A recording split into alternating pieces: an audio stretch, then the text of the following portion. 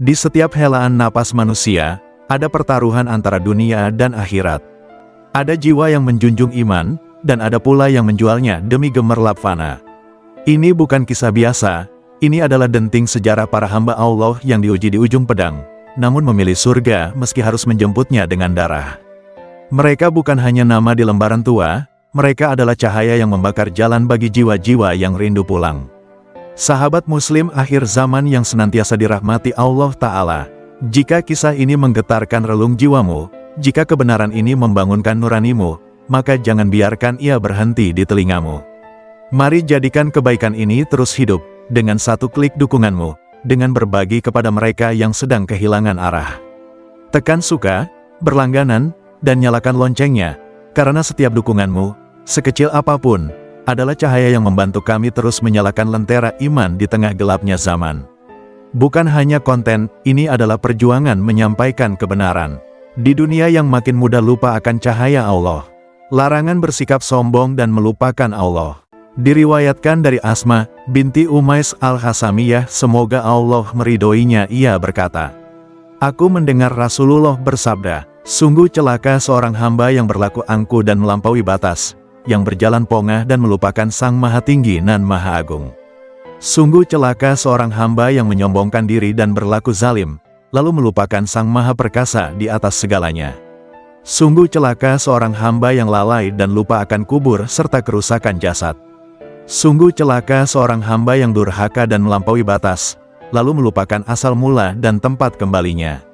Sungguh celaka seorang hamba yang menjual akhirat demi dunia.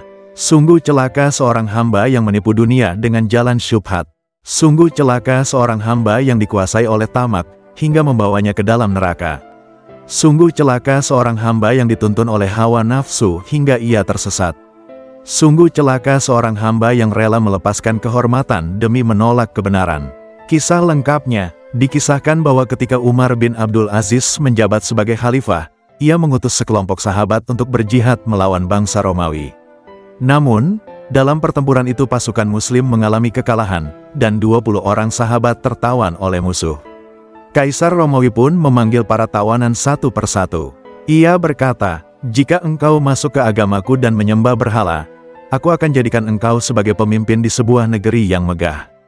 Akan kuberikan kepadamu bendera kehormatan, jubah kebesaran, piala kemuliaan, dan terompet kemenangan.